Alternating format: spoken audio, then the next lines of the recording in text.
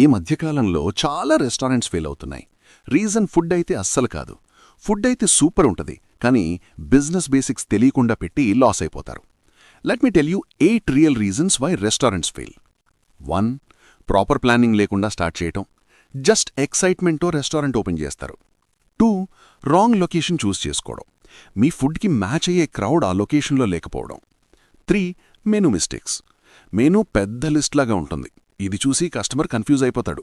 మెనూని sales person లాగా create చేసుకోకపోవడం. 4. Wrong pricing. కాంపిటీటర్ని చూసి ప్రైస్ పెట్టేస్తారు, అస్సలు క్యాలిక్యులేషన్స్ ఉండదు.